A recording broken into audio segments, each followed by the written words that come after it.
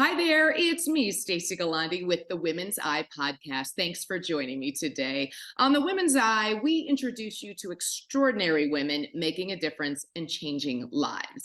This episode of our Building Money Power series is brought to you by CASCO Financial Group in Phoenix, Arizona.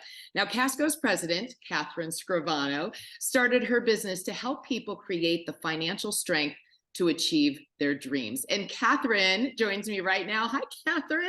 Hello, Welcome back. Thank you. Great to see you. Now, you are always bringing such invaluable tips and advice for building money power. So as we reach the end of 2023, which I just cannot believe it, there's probably no time like the present to tackle year-end financial strategies, right? I couldn't agree more. Yeah, I'm with you. I don't know how time flew, but yeah, it's here. It's scary. I know, it's like, goodness gracious, we're almost in 2024. But so the question is, do I do all my financial strategies before I start holiday shopping? Yes. or do I wait? No. Now, I always say almost every conversation I manage to work it in that the best time to have started investing or planning is always yesterday. The second best time is always today. So I think this is a priority even over above shopping for the holidays. You know, is there, I know it's kind of like, when do we start this? This is, the financial resolutions. Usually people kind of wait till that New Year's Eve. These are my resolutions. But Sure. Is it better really to kind of get a jump on it before the end of the year? It really is. And here's the biggest reason is you may start January 1st and make some resolutions and make some great plans and strategies and realize that some or all of those ideas should have been enacted before the end of the prior year. So unless Santa Claus brought you a time machine and put it under your tree, you're going to miss opportunities. So the worst thing that can happen is, you look at something and say, oh, it makes sense to start that later. Well, later will arrive, but we can't go backwards in time. So we encourage people to set their financial resolutions and identify the plans and opportunities before the end of the year. A lot of that conversation really is going to be about taxes. So Yes. as we look at December 31st being the end of our tax year, in most cases, that's the end of any opportunities to do planning for this year. All right. Well, here's the big thing. How does one get started? Because you have to first get yourself motivated. Because it's not, unless you're really into, watching CNBC and, and you love numbers and that kind of thing. It's not an easy thing. So what's the first thing you do when you get started on making your goals? I think that a great place to start is to look at what you've accomplished this year. Look at the current year, pat yourself on the back for your successes. Look at things that were not successful as just opportunities to learn. We don't have to repeat our mistakes if we identify them and say, oh, that could have been avoided. Perhaps it just could have been done better. But take a moment and reflect on your experience so far for the last 11 months or so, and then think about how you can carry those lessons into the next 12. Well, now, what are the goals that people should set for themselves when tackling something so big? Right. It's not a one size fits all, like any financial planning. It's going to be different for each. But common goals are to reduce debt. And that gives us an opportunity to look at our debt and decide what some debt is serving us well. For instance, most folks can't pay cash for a home. So a home mortgage is a good thing. But making sure that it's the right fit for us. With changes in interest rates, there's really some real opportunities to re-examine. Retirement goals for those who have not yet retired, or even those who are currently retired, looking at the rest of their life, how are they going to spend their time and their resources? So I was going to say too, is it something where do you need somebody to help you make these goals, or is this just something you literally can just sit down and say, this is kind of what I want to focus on? I think at a high level, I don't think you need any help at all. I think that really what you need is the courage to be honest with yourself, because we all want to get out of debt and have 6 months of emergency funds saved and go on a Six fabulous trip. months. We want everything all at once. And so identifying our goals is the part where I say, just be realistic. What are you likely able to do? And then perhaps a professional is able to help you to develop the strategies. And that's where I think we add value. And, we love our clientele because we get very invested in their goals and seeing them fulfill them. Sometimes we have to be the one who takes the fun out of it when we say you can't do everything at once, let's prioritize. And I know that's the thing is sometimes I get overwhelmed so much, and I start thinking of the big picture. So uh-huh. how would you help someone Yeah, like me who goes like, oh my God, I gotta do this, I gotta do this. So yeah, yeah. right. Yeah, well, I'm always, the analogy that I always use is let's eat this elephant one bite at a time. You have to swallow it whole. But having someone as a financial professional or an advisor who is able to help you prioritize and help you be a little bit more realistic. It doesn't have to be overwhelming, though I certainly understand that it can be. Yeah. But having that conversation somewhat guided and just someone with a little bit of detachment who's going to encourage you, but is also not afraid to say, no, you can't simultaneously open a restaurant that serves nothing but chocolate and lose 15 pounds. One of those things is probably not going to feed the It's other. not, no, it's not, not going to work at all. But because ultimately, what is the goal that we're striving for when you start a new year? Well, I think the goal should be to write down your goals, Yeah. identify where you're going. If you don't know where you're going, wherever you end up is just where you end up. You might be victimized. However, if you're proactive and you've identified what your goals are, chances of reaching them are much greater. And you get to celebrate your successes along the way. That's my favorite part, is Yes. being able to check the box. I'm very satisfied by making check marks, but also in celebrating the accomplishments as we go along. That is so true. And at this time of year, I've been getting so many emails for charity events, and it's you get all the stuff in the mail and that kind of thing. So how important is it to start making charitable donations or gifting? I mean, is that an effective tool going into the new year? Absolutely. So many people have charitable inclinations.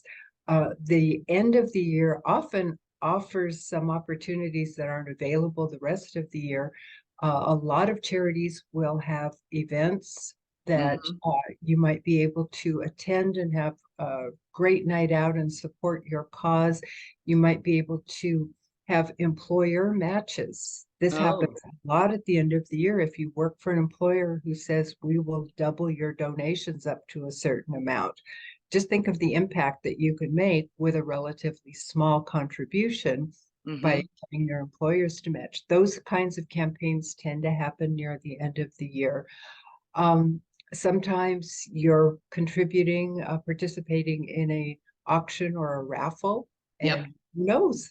I had a personal experience recently where I won a fabulous prize, and I would have gladly donated to the charity regardless. I just did it at an event, bought a raffle ticket, and guess what? They drew mine. So, Oh, and that's an event that happens this time of the year. So looking at your charitable giving and being able to accelerate your impact, or sometimes maybe even benefit personally as well as from the heart.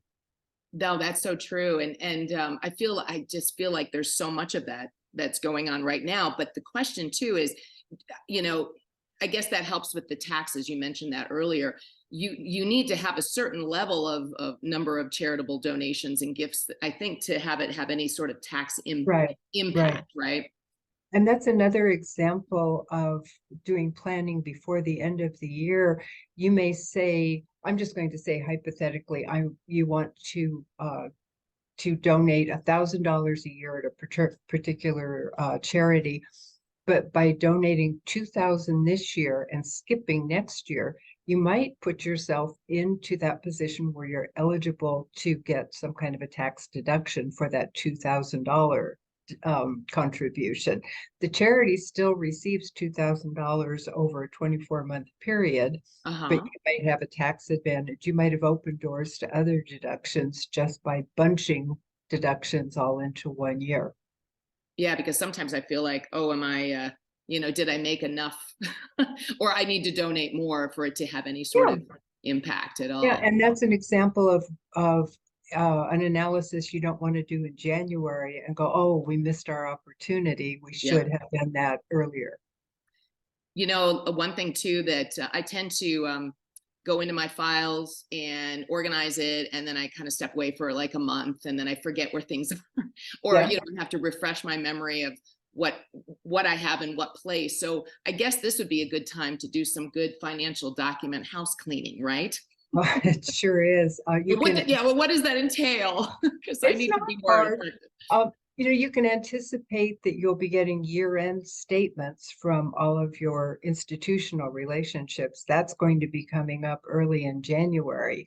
So in identifying what you probably prepared your tax return with early this year, kind of be proactive looking at those things and know what to expect. This is a great time to look and make sure that you haven't made changes that you need to make your family members aware of. Have you changed passwords on some of your sites? A variety of things that we kind of just do as a matter of our day-to-day transactions. Yes, and you really need to document and gather. Sure, this is a wonderful. Yeah, even just like for my Zoom password, I always have to go, and look that up too. Yeah. But if you and I've had conversations in the past about the personal document locator as a system for keeping track of all of those things. So helpful, very helpful. It's a great time to just be looking at that and saying, oh, gee, did I move the documents from one place to another? I need to make sure that whoever needs to know that has that information. So, and it all happens kind of as a part of just touching things and going through the process. So it doesn't have to be a big, hard endeavor. It really can be quite small, little baby steps that lead to more little baby steps. And in the end, you get to pat yourself on the back and say, boy, I am so prepared and I'm so at ease at this point. It's just, it's that feeling, like, oh, I'm so organized, and I'm on top of it. But it's the same thing too, like, staying on top of your portfolio. And obviously it's good to be diversified, but you can't just do it and then leave it and forget about it. That's something that you really need to take another look at or just refresh.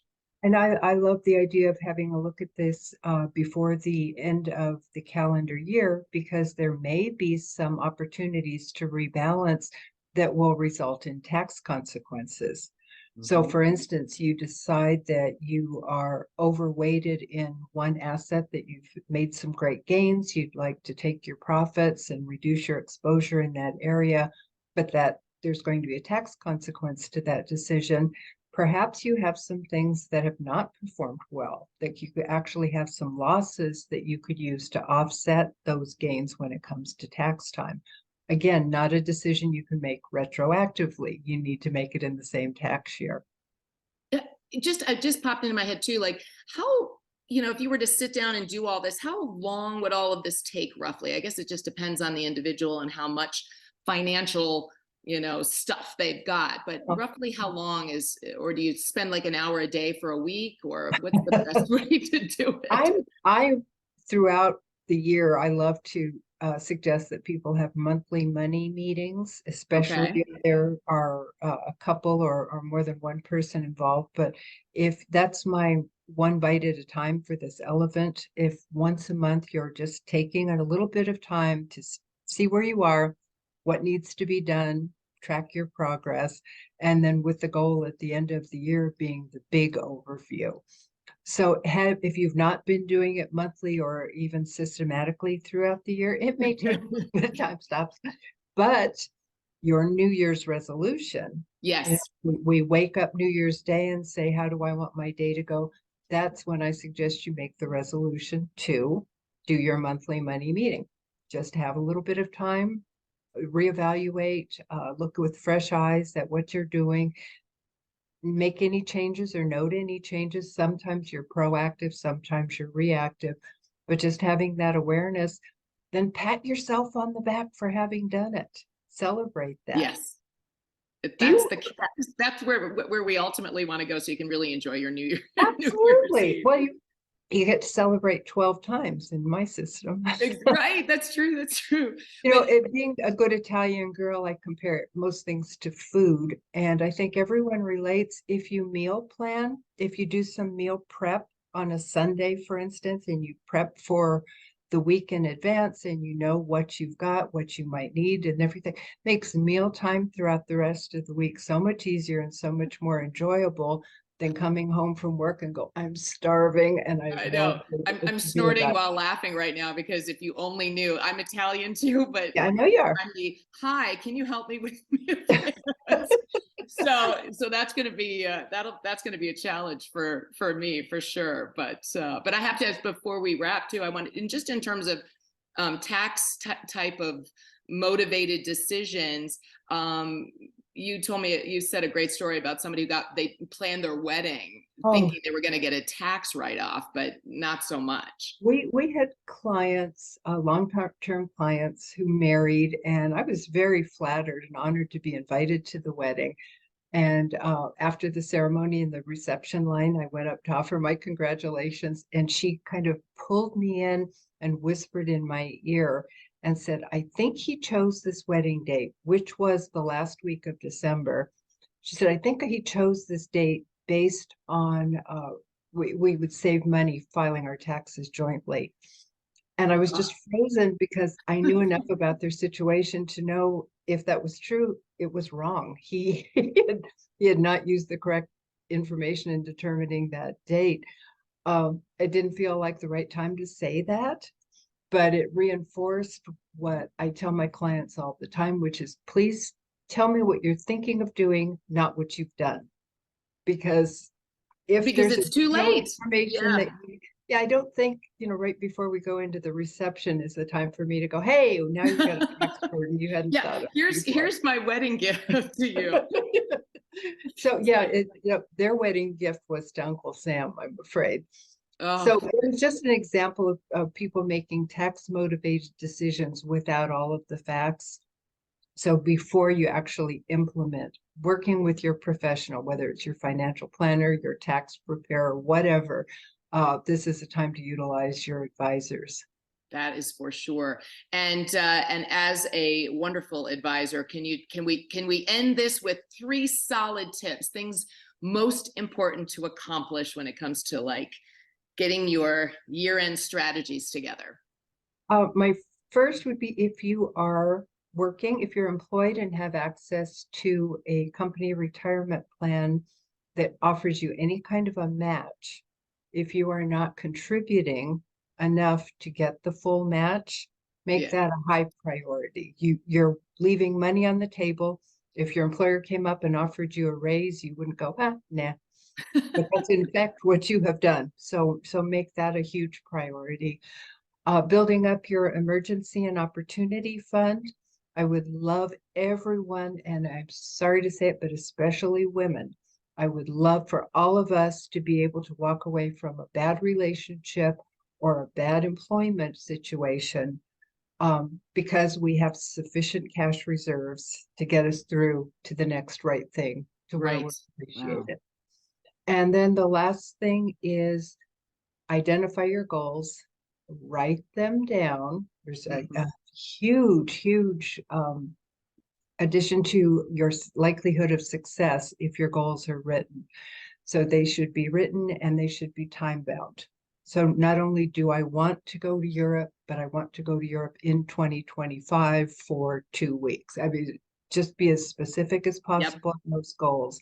And then in that monthly money meeting, you can track your progress toward those goals and celebrate and send me a postcard from France. Fun. I love it. That's my goal. All right. All right. We'll start right from the top. But well, Catherine, thank you so much. This is, I mean, to start 2024 off on the right foot, or the right financial foot, I think that's you've got us going. You got us started. So. I It's love fun. it. Thank you so much. Now, for Thank you. more fun financial facts and to find out more about Catherine and CASCO Financial Group, you just go right to thewomenseye.com. And there you'll also find our books, 20 Women Changemakers. You just shop wherever you buy books, and changemakersbook.com. And we've got a number 20 Women Storytellers at womenstorytellersbook.com. Now, don't forget to rate and review us on Apple Podcasts and subscribe to our newsletter and YouTube channel for sure. Again, thank you, Catherine, and to all of you for tuning in to the Women's Eye podcast. Keep building your money power. I'm Stacey Gualandi. Remember, it's the world as we see it.